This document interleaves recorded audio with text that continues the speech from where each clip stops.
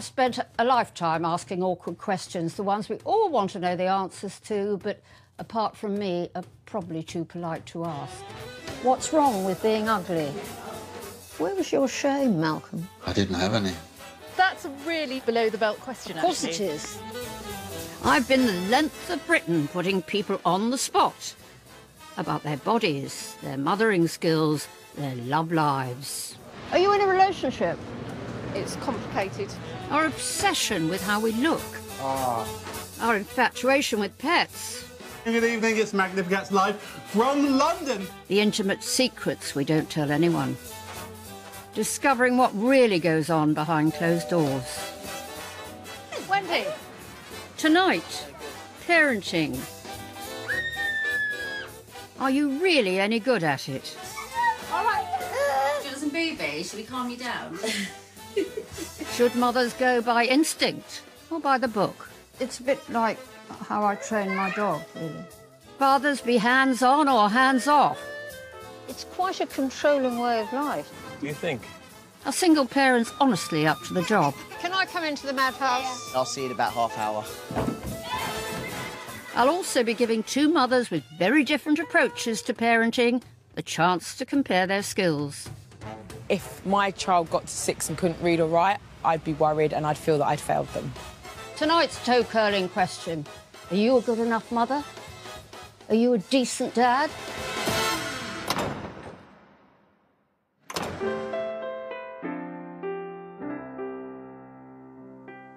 Is it try-on time? Do you Well- already know what you want to wear? It depends what colour you're wearing. OK. My daughter Emma's adorable, funny, clever, a fantastic mother, but often very, very annoying. It looks really pretty on you. That's wonderful of you. I look like a pumpkin. No, you don't. It's fantastic, darling. Was I a good enough mother from the start? Hardly. While she was tiny, I developed a catastrophic drink problem, and for a few years, my mothering was far from perfect. It's not wow, is it? Is it? She can be very tricky. Very tricky. But I adore her, and I know ultimately, you know, she would give me anything and do anything for me. In my time, there were no poo charts, Mandarin lessons, maths tuition, or any mothering manuals. We just muddled through. Now, parenting is very intense and can be incredibly micromanaging, and, you know, you're there every step of the way. It's not necessarily better, though. You're all striving for an impossible goal, which is to be perfect mothers. That's where it's all gone pear-shaped. Hear this. There is no such thing as the perfect mother. I mean, even if you gather together all the nearly perfect mothers in Britain, they wouldn't stretch across Oxford Street. The question is, what sort of mum or dad is good enough?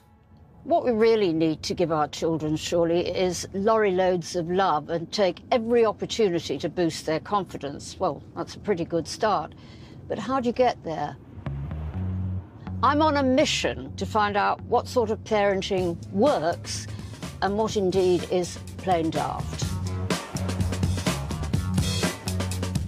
In my quest to find some answers, I'm on my way to the Isle of Wight to meet Annie. She's 42, has 7 children, and the 3 youngest all sleep in her bed. Jules and Booby, shall we calm you down? Yeah.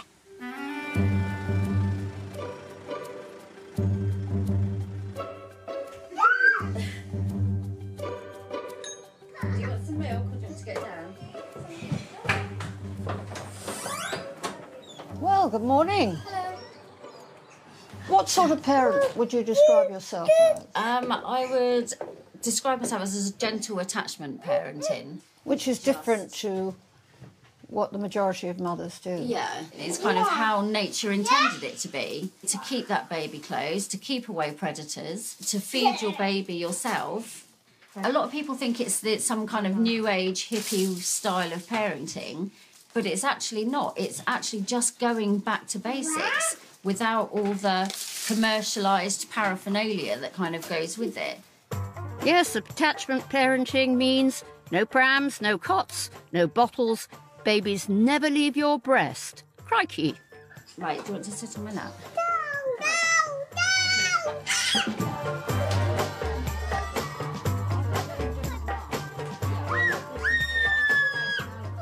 Yes, sweetheart. Can you pinch me? Okay, will you pinch him? Would you like to say sorry to Freddie? No. No, you wouldn't. Okay. Annie believes the bond between mother and child is sacrosanct. So is there any time your children are left in the charge of somebody else? Up until the age of 2, I don't leave them with anyone, even like with my husband. So what sort of access does your husband have? From afar. And what does that afar actually mean? Making a cup of tea. Lovely. Good. So, Annie, he is handy around the house. Yeah, he's quite well trained, yeah. And do you feel that Annie's way of parenting shuts you out? No, not at all. Not at all. Babies are babies, aren't they? They just lay there, they cry and they need feeding, so I can't really do too much. Supposing Sean had disagreed with your way of parenting. I think I'm a strong enough person that I still would have done it anyway. And what would have happened to Sean? If he didn't behave, I would have kicked him into touch. In essence, the children are more important than Sean. Yes. Yeah, definitely. So how do you find time for just the two of you? Well, we do. We went out for the meal on our own the other week, first time in 9 years, so, yeah. You can't have sex while you're out for a meal. No? No. Oh, no. For Annie, attachment mothering, unsurprisingly, means no school. Tiggy 2, Fred 3, Kiani 9 and Alfie 12 all have classes together. While the two little ones are quiet, I'm just going to show you this technique that I found that will help with your multiplications. Say we had... Can I do that? Okay, Mummy's just going to do this to show Alfie. So we've got 32 times 14. But I'm going to teach you... Yeah, you can start from the top. What? We should let the kids draw first and then... Look, I'll tell you what, I'm going to lift this down. Bloody hell, And Mum. then you can both... No. This is serious multitasking. You're teaching multiplication and you're breastfeeding another child. How do you cope with 4 children at home 24/7? I love it. Do you? Yeah, I love being with them 24/7. Yeah, I think that's how I thrive. So the homeschooling is an extension of that. Yeah, because I get to watch them grow and develop and know that that's not down to some teacher that gets to spend all my children's childhood with them. I get to do it myself. Do you think you're a good mother? Yeah, I think I'm a fantastic mother. Do you? Yeah. On a scale of 1 to 10, where would you come? 10, definitely. 10. Your way of parenting is the complete opposite of some child experts, such as Gina Ford, who preaches discipline at every turn. In my opinion, she's trying to train animals rather than, bring up children. In her book, it's about making life easier for the mother. For the mother. That's the thing that I have the issue with, is that, all aspects of parenting at the moment is about what's making life easier for the parent, and it's not actually attending to the child's needs. It's down to me, that's my job. Thank you. Lovely to meet you. Too many to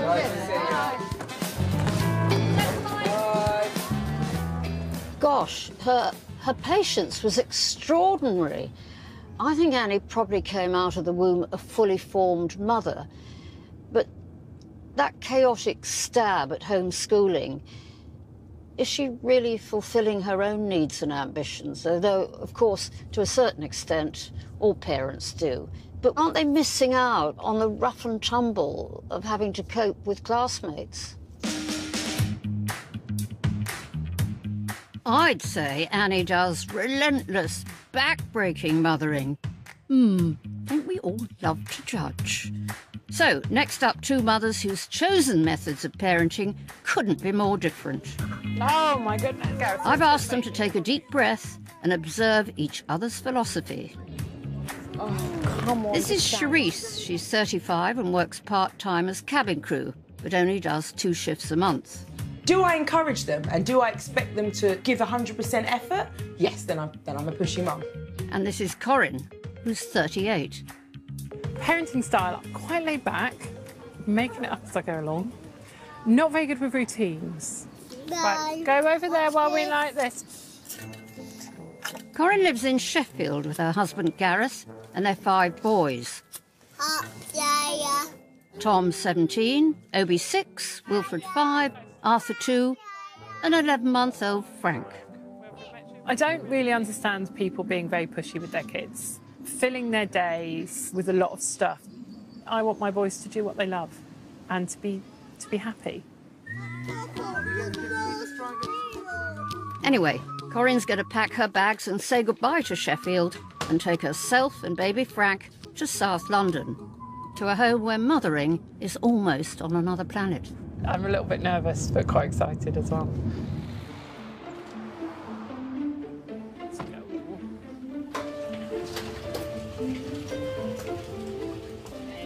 The house is empty, so Corinne has a chance to nosy around. Oh, wow.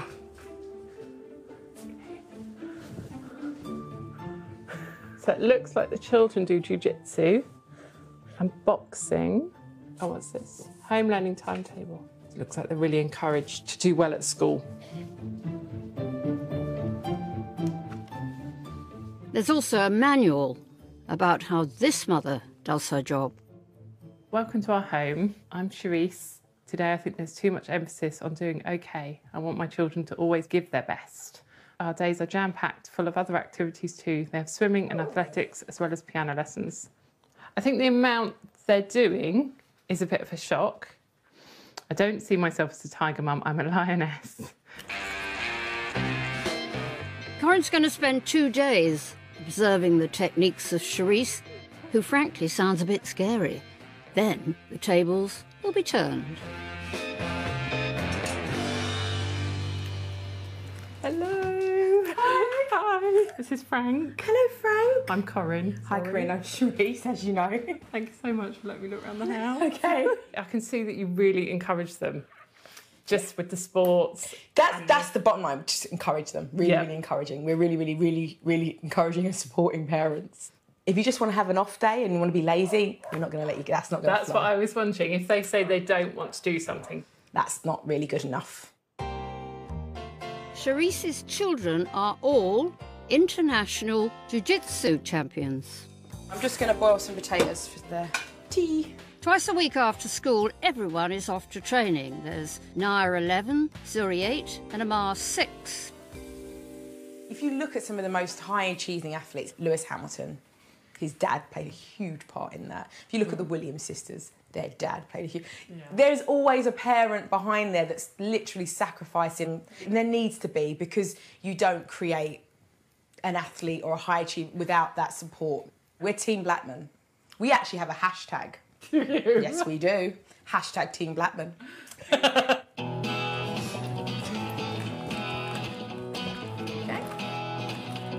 Let's do this. It's school pick-up time. We're in a rush. You can tell we're in a rush. It's 3:10. Jiu-jitsu is at 5 o'clock, but it's in Willesden, North London, 17 miles away. May I draw a napkin? On these training days, the children don't get home till 9 o'clock, so the food made earlier is eaten as they travel. Is it good dinner? Still warm? Your mum's genius. Hold your sister's hand. The journey involves 2 trains, 1 bus, and takes anything up to an hour and a half. Heavy as I can't breathe. 3 hours is a hefty commute by any standards. So I thought she's got the baby. He said don't rush.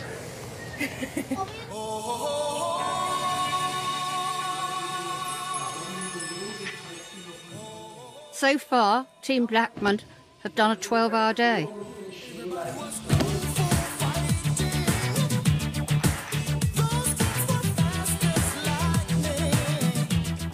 I am exhausted. The kids are fine, she's fine, but yeah, I'm flagging now. Corinne and me want to know why Charisse pushes her children this hard. You know, don't get me wrong, Zuri's going for it now. Can't be bothered. And me and George say, I've got a job. I've got a house. If you want these things, you have to apply yourself, darling. No one's going to go, here's a house, here's a good job. They won't. So you've got to make a decision. think she wants them to know that in life, if you want something, you have to really work for it and really go for it. I'm a bit more like, yeah, everything will work out all right in the end. Never mind, laid back or always on the go, both these mothers are doing the lion's share of bringing up their children. Indeed, whatever else has changed, in 75% of British homes, this remains the case. Of course, there are hands-on fathers out there. Is their approach as strong as the mothers we've met?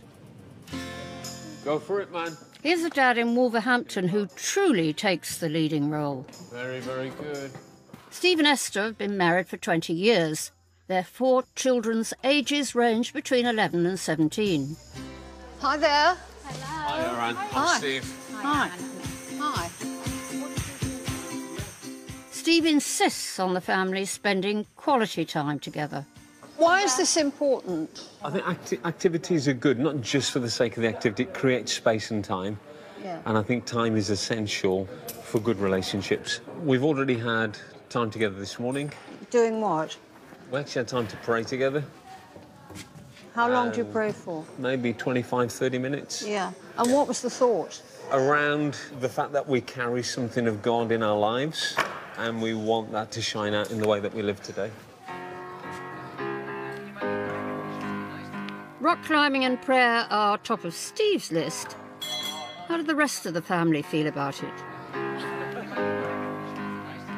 Bethany, out of 10, how much have you enjoyed this? I've enjoyed spending time with my family, so I would say 8. 11. 11! Well done.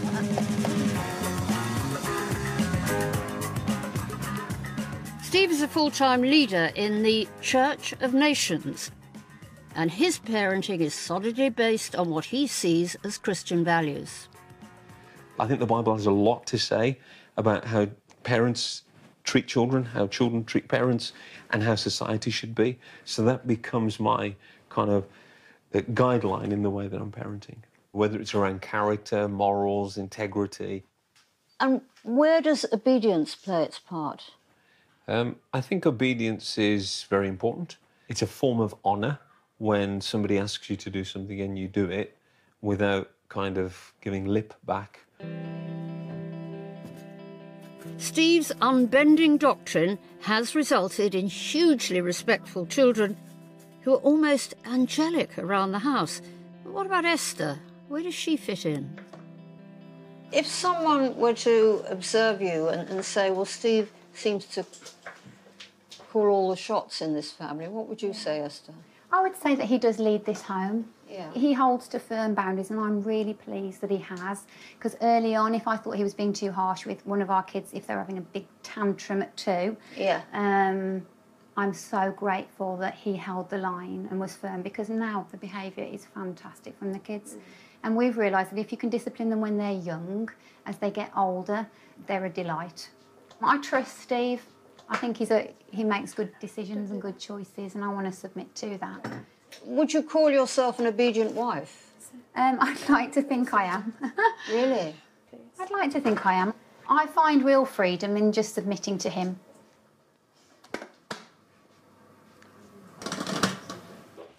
OK, this is not a modern marriage. Might there be any popular 21st century influences under this roof? The children, have they read Harry Potter? Have you read Harry Potter? No. No one around this table has read Harry Potter. No.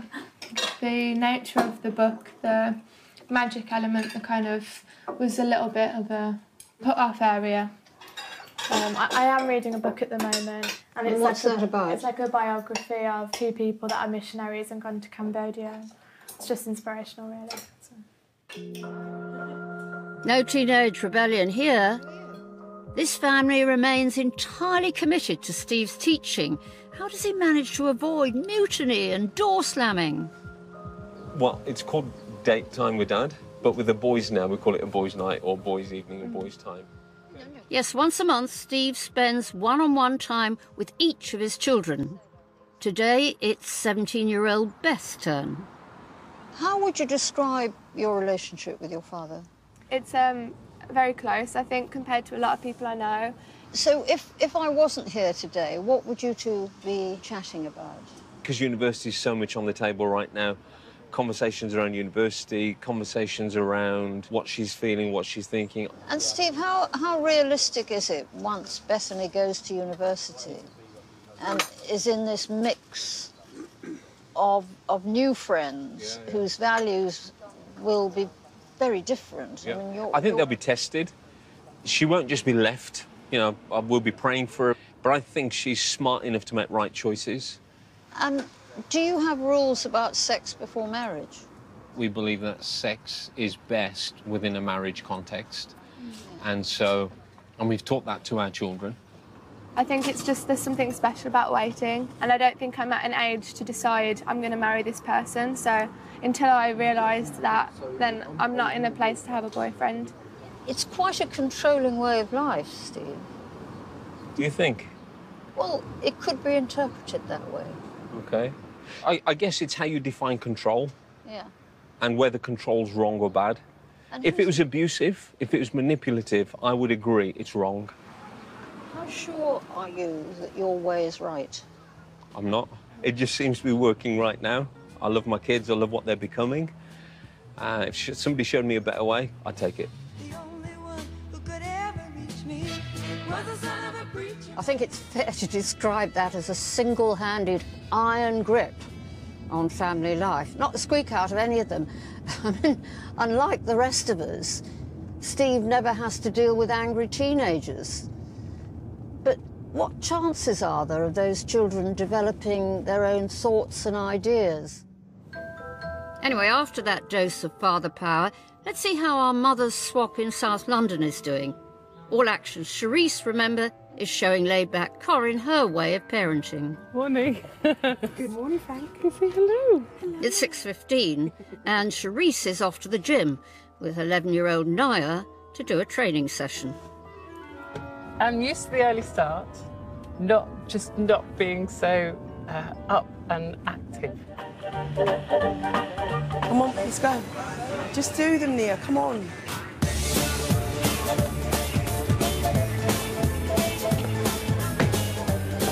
Keep going, faster.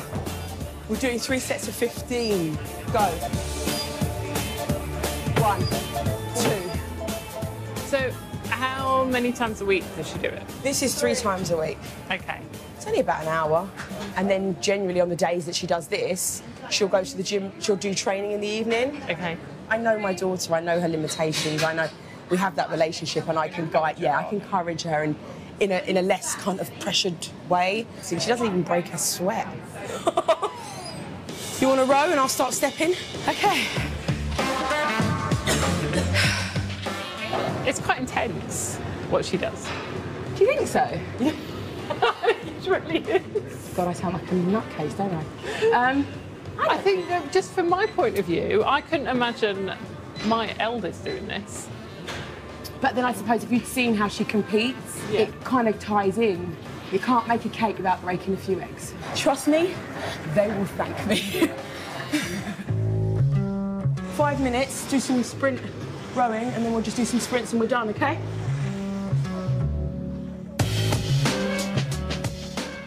After the workout, Nia has a full day of school ahead, while Corinne has been allowed a bit of a breather. Is that fun? Is that fun? It's a really weird thing because it's all promoting really positive attributes in them as children and as adults. So I can see the benefits, but at the same time for me, I think I want my kids to just have a childhood. I want them to play and enjoy themselves. On top of their homework, they do extra maths and English every day. You know that instantly. Yep. Today, George, their father, is in charge. Oh, what have you forgot at the beginning? £7. Yeah, that's it.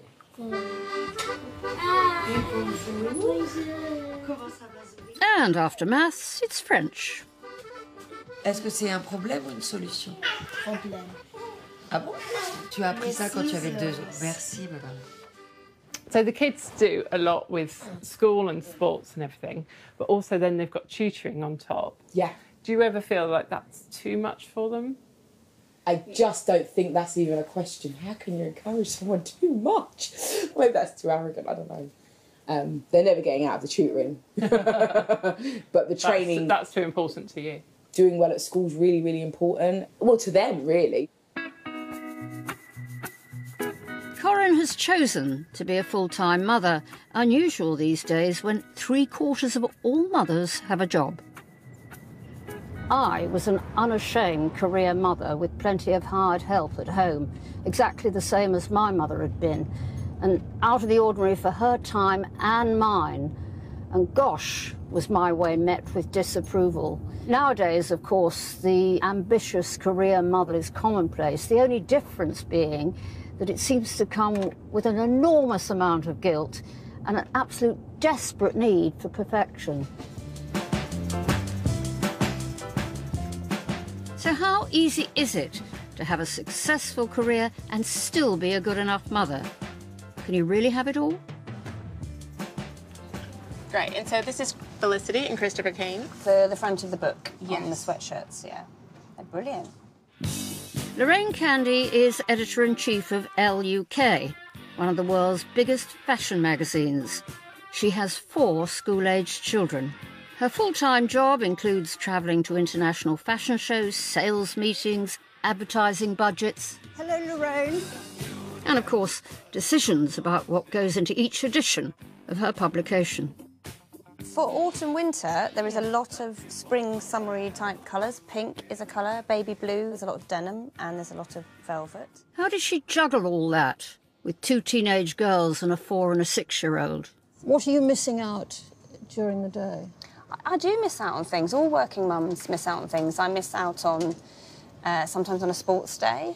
You know, often the one big meeting you have a year happens on the same day as the thing that your 12-year-old really wants you to be at, and it's very difficult to make that decision. Does it bother you more than her, do you think?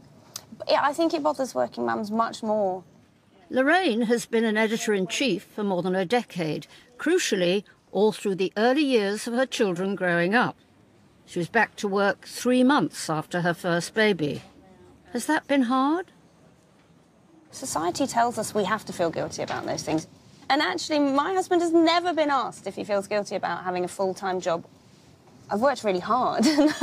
I don't want to give that up. I'm happier being at work. Lorraine has the enviable advantage of plenty of hard help and a very modern husband. Very hot, be careful. There's a full-time nanny, and James, who's in IT, often works at home. Hello. Hi. Hi. Are the children happy about this setup? Your mum is fascinating because she has this incredibly high-powered job. I do wonder how she does it. Well, she does often come home, like, tired and things. You know, not to... Annoy her. How would you annoy her? Or if you ask If you ask something, say, Mum, where's this, where's that, can I have this? Don't talk to her as soon as she comes in the door. Yeah. To give it Really? 15 To greet minutes. her. Yeah. Well, so you need your radar, don't you? Exactly. Yeah, you need to know when she's not in a good mood. Does watching the way Mum works and how successful she is, has it shaped what you want to do, you two? Yeah, something like to do with fashion because it's like quite inspiring. But she just kind of edits fashion and just looks at fashion, whereas I want to like create it. And I do a lot of fashion drawings, so I kind of want to become a fashion designer. Typical teenagers never knowingly impressed by their parents. Hello.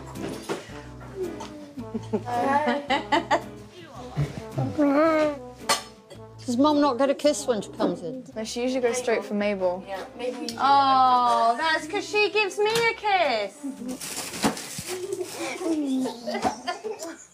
I'm told there's a 10-minute rule when you get in.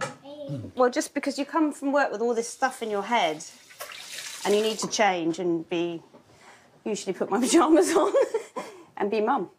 Who's the boss? Mum. Definitely. I was going to say Mum as well, actually, but yeah. I'm in awe constantly of the things that she does and the work and how she managed to fit everything in. If we were to take a vote on a working mother or one that was at home, which would you prefer? Working mum. Grace? Working, yeah. Definitely working.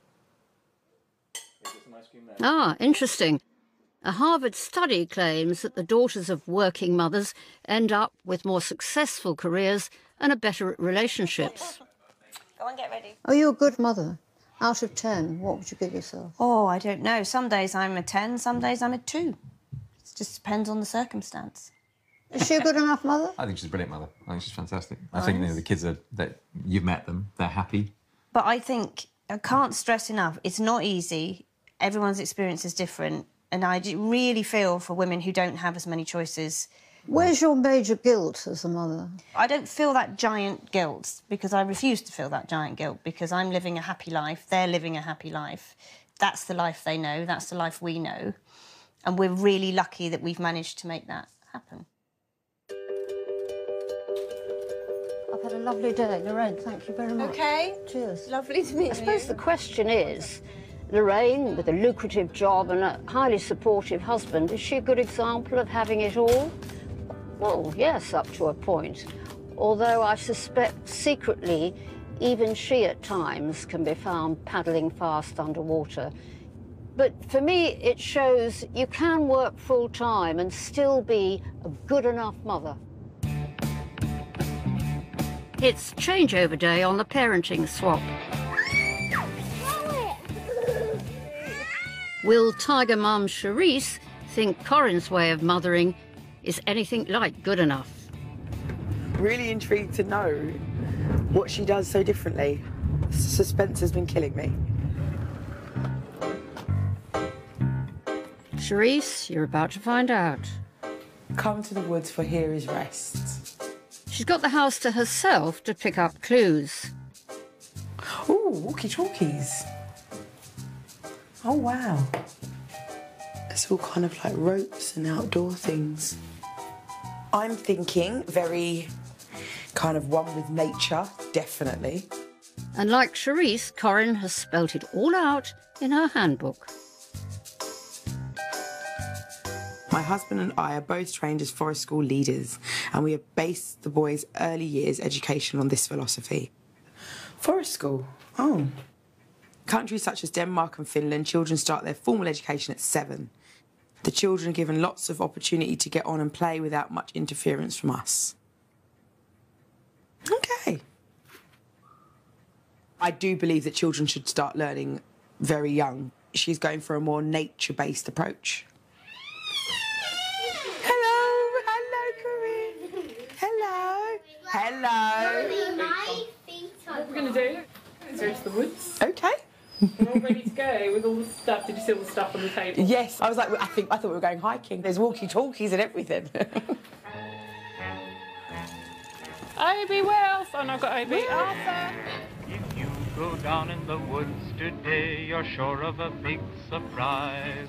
If you go down in the woods today... Corin's 5- and 6-year-old have no formal education whatsoever.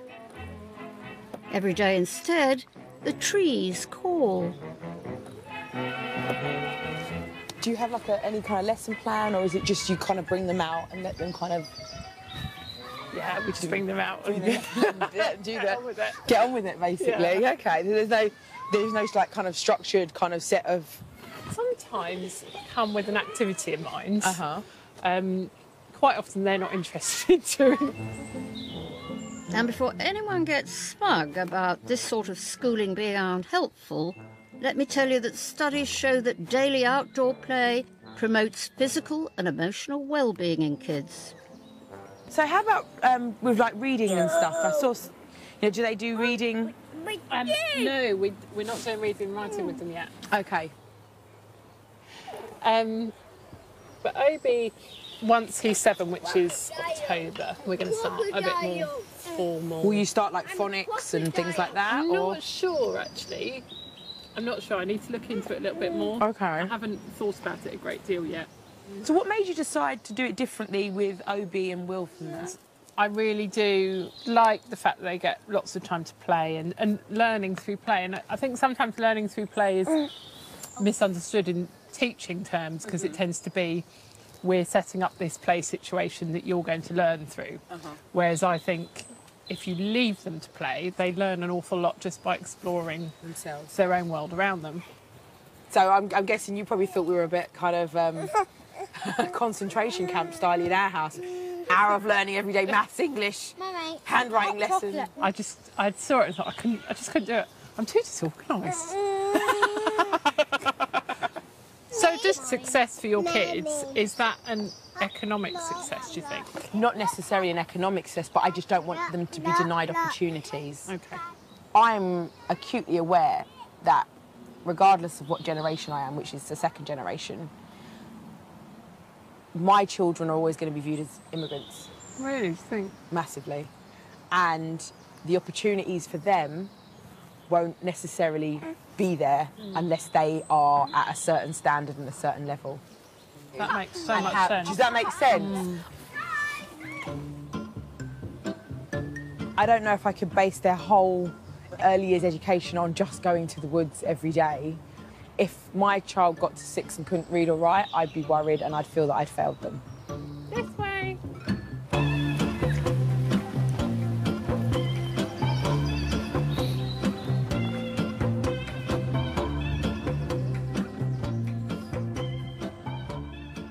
FaceTime. Hi, Mummy. Guess what, Zuri? Corinne is a forest school teacher. Is she? Yeah.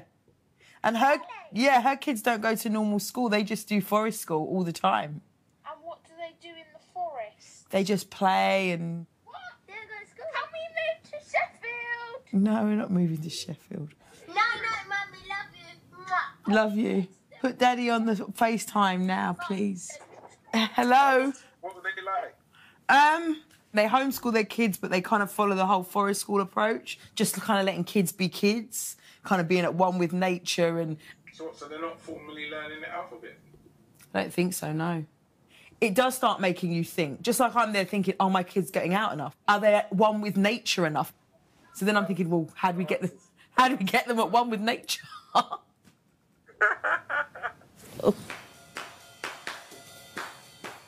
Most new mothers start off not having the foggiest idea about babies or indeed what to do next.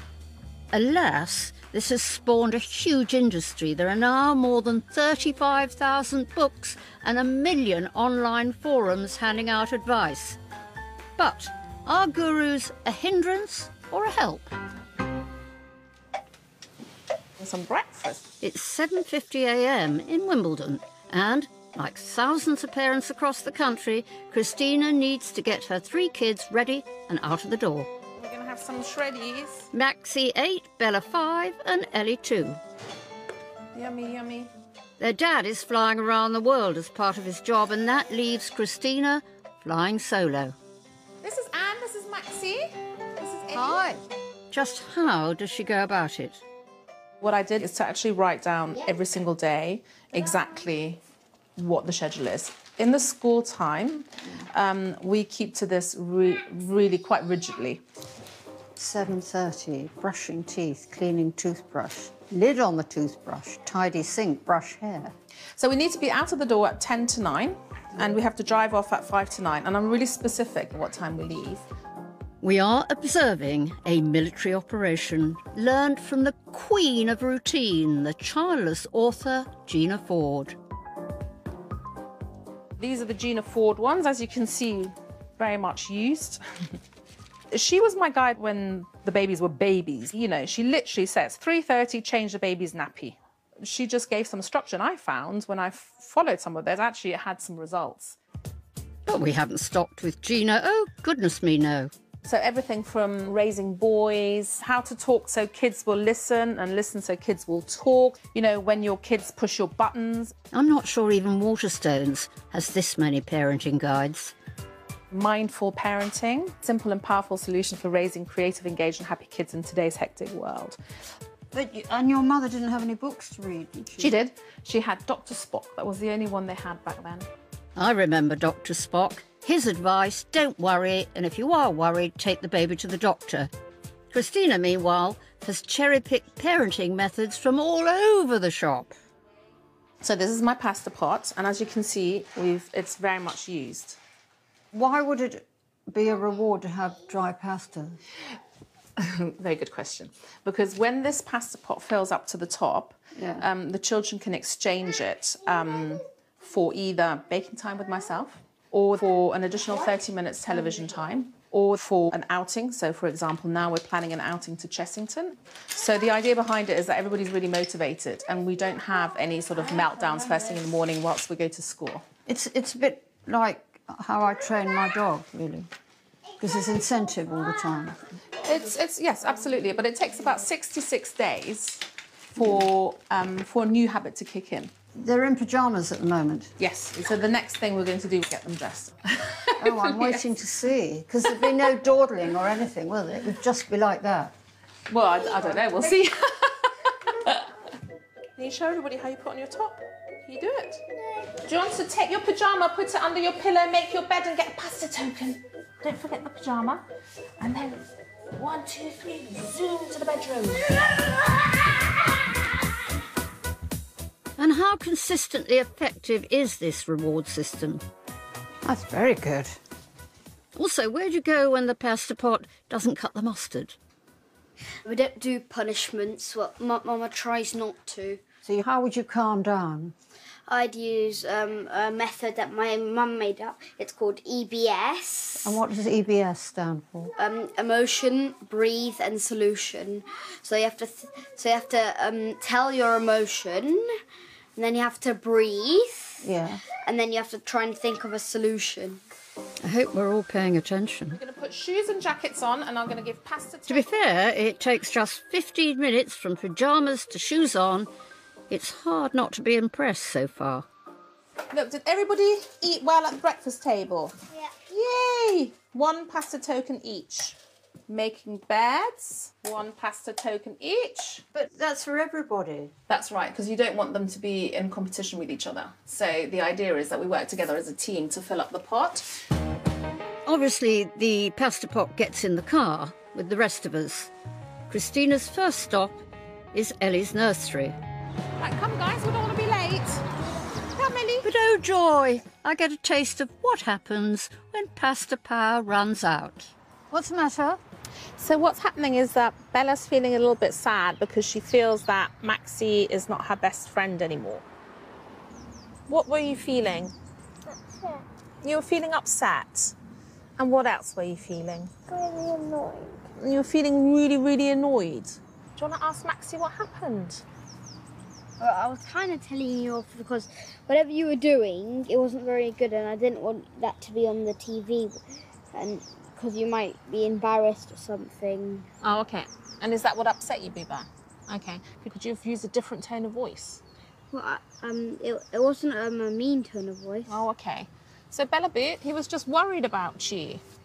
What would you like Maxie to do? Do you want to cuddle? Aww. Are you feeling better, Biba? Yeah? Great. That wasn't in the schedule, of course. No. If I hadn't done that, that might have festered. So our whole day might have been derailed. As opposed to now, it's taken me 5 minutes. Yeah. It's sorted out, they're friends again, we can continue.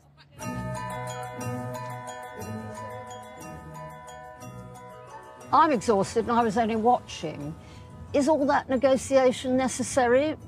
Fine if you're in conflict resolution in Afghanistan, but in Wimbledon, I'm not sure it wouldn't be easier just to shut a few doors and go and pour herself a stiff drink.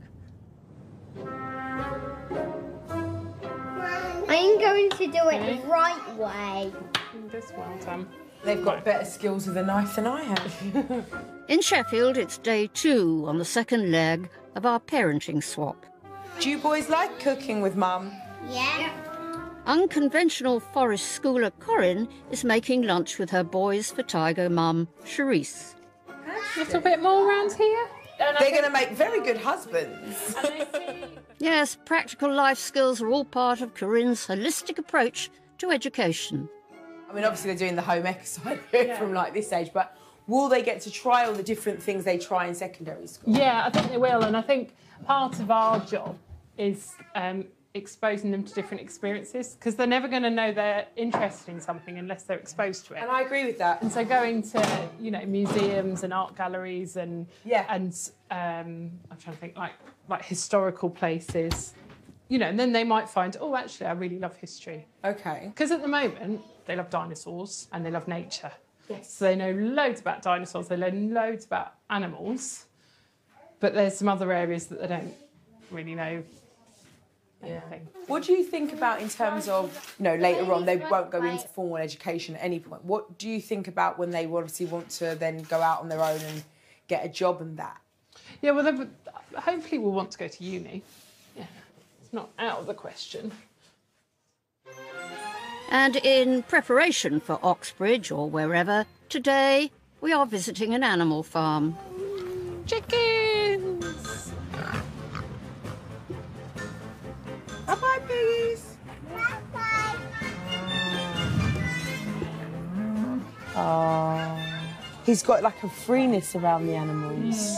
It's lovely to see. It's amazing to see. No, it really, really is. So would you do anything afterwards? Like, would you go home and maybe let them draw pictures of animals and things like that? So, yeah, we'd draw some pictures maybe and we'd talk about the animals. Cherisse's stay is nearly at an end, and after 4 days of seeing each other's parenting techniques, what have our mothers learnt? I love seeing all the sports and things the kids do and how active they are, and that made me think, even though mine are active, it's more in a climbing trees, moving way. So I think it'd be interesting for us to look into what sports the boys could do. Okay, that's good. I'm glad to hear that. How about you with yours and how you do things? We've got like a little woods not far from us and like a little nature trail and stuff. And I definitely think during the holidays now, I will pack up the kids and think of Corinne. What's your aim for the kids? What do you, like your children when they grow up, what do you want for them? I want them to just be confident, self-sufficient, independent young adults that kind of, you know, that are happy. What you've described is exactly what we would say for our boys. Ultimately, we both just want the same thing for our kids. That's what I thought. And it's amazing. How you get there exactly. doesn't, as long as you get there. Yeah. They both want the best for their children. Both have a strong, uncompromising way of mothering. Bye-bye. Did I get cutting? But what about parenting by the seat of your pants? This is Bushey in Hertfordshire. I'm meeting a family on their way home from school. Are you there? I am. Hi, guys. Now, I can do this. Tiffany, Michaela, Timmy, Charles, Thomas. Tommy! Yes. Got it. What's happening? Home time. Tommy has been a father on his own for the past 5 years. He's one of 2 million single-parent households in the UK. Almost 1 in 10 is headed up now by a single dad. The madhouse. Can I come into the madhouse? Yeah. Right. And then I'll see you in about half hour. All right.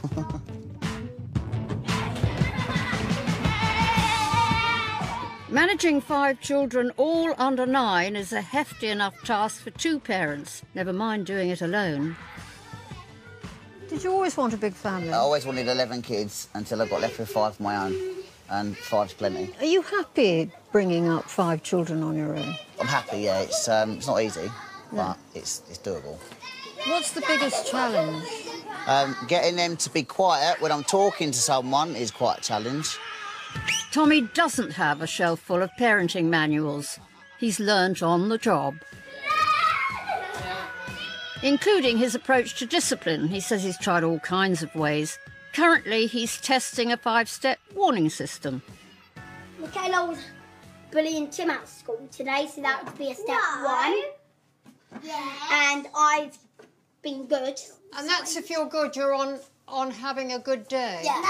Is this working well for you, Didn't work, Tommy? no, it works at school, doesn't work at home. So we gave What up. have you moved on to? I'm making the kids write lines. First offence was 100 lines. Second offence was 200 lines, up to 500 lines. That was complained about, so we gave up with that. So what are you doing now? We've tried smacking. I don't like smacking. Sometimes you have to. Are you back to smacking? Yeah. And if somebody complained that you shouldn't be smacking, what would you say to them? I don't think there's anything wrong with a smack, but there's a difference between a smack and a hit. You know, I teach karate. You know your own strength. Yeah, come here. I'm going to smack you anyway.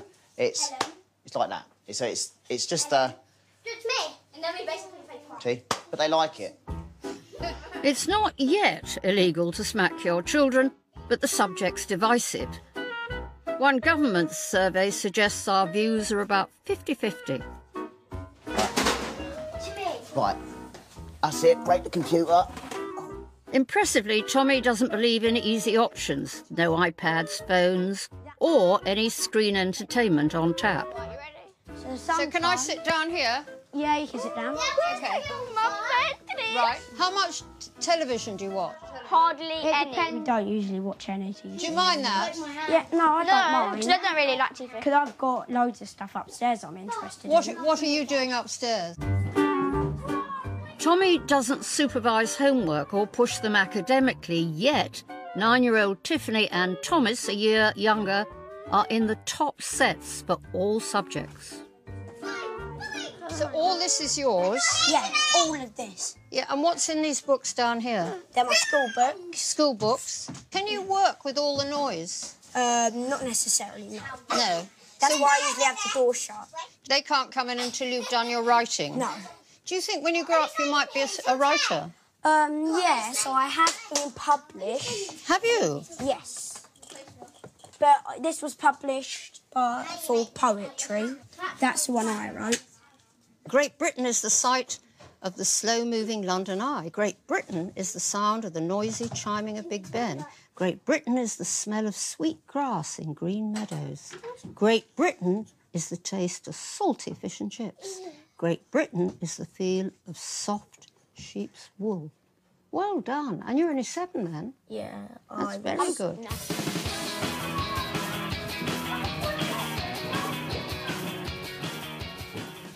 Get the table out, please. I'm endlessly surprised by this family. The children play up at times, but all of them also muck in and help out their dad. So you're doing mashed potatoes? And Tommy makes a point of cooking their food from scratch, and the family always sit down to eat together. Ever since I've had the kids, I think they've been to McDonald's once. No, Dad doesn't like it. It's unhealthy. Tommy does agency work that fits around the school run, cleaning or working in school kitchens. His wages plus benefits means the family of 6 get by on about £300 a week.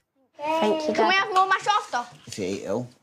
Do you do a weekly shop? No. Well, today we got the sausages from a food bank, so we go to the food bank every week. Most of the stuff you get is on its sell-by date or it's out of date. Like the fruit and the veg, it's not very nice. But the meat joints that we get are lovely. It's nice to be able to give them a roast dinner on a Sunday. And tell me, are there rules about eating? No, as long as they eat it all. And what if they don't eat it all? They'll be sitting there till they do.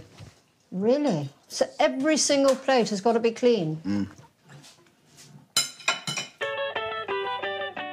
Instead of television, Tommy's found his own way of keeping the children amused. I thought I'd bring Oliver up first. So. This is Oliver? Yeah, who's this? That's Anne. Okay. Hello, Anne. Hello, Oliver. Is she real? Yes, she's real. I'm glad to see you've got red hair like I have. Oh, no, it's lovely. He longs to set up a business as a party entertainer, but for the moment, it's just something the family enjoy together. Go.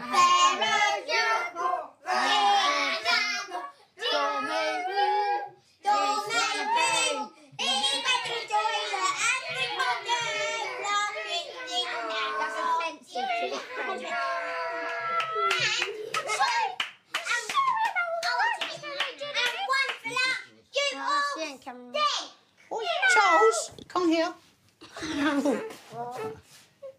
It's bedtime. Brush your teeth, go to bed, go to sleep. It's not bedtime. I think it is. I'm enchanted by Tommy's hit-and-miss regime. His children are cheerful, noisy, happy, and trust me, bedtime means bedtime. Go to sleep. You know, the influence of a mother is thought to be so important. Do you feel they're missing out, not having... Nah, not at all. I've always thought it was important to have both parents there, but they never mention, they never talk about her. Do you think there's a difficulty? You've got 2 daughters and they'll reach puberty. Do you... Actually, Tiffany's at the age where it's time to start asking questions. So I actually, Thomas has already got a book and Tiffany's now got a book. And I said to her just the other night, if you've got any questions, come and talk to me. And then yesterday, we still had Michaela up, she was just throwing puberty and pregnancy at me. And started, right, we'll talk about that when the others aren't about. Again, you're just going to have to deal with that. When the girls do get boyfriends, that's fine. Bring them round. And when they come in, you've got all my karate belts on the wall. And you've got all my photographs, my medals and stuff. And they go, oh, I'm not going to mess her about. What do you want for your children in the future? I want them to be happy. And that's key. I think that's more key than anything else. I'd like them to do well, but I'd never pressure them. I don't push them into anything because I don't want to. I'm not a pushy parent. I mean, they're confident. I think if I was pushing and pushing all the time, they wouldn't build the confidence the way they have. How would you describe your sort of parenting? They run a loose, tight ship. That doesn't make any sense. But yeah, that's a lovely way of putting it. But yeah, I suppose I make up as I go along. Are you a good enough father? I think so. Yeah. Well, they're all still alive. Thank you very much indeed. Well done, you take care. Thank you.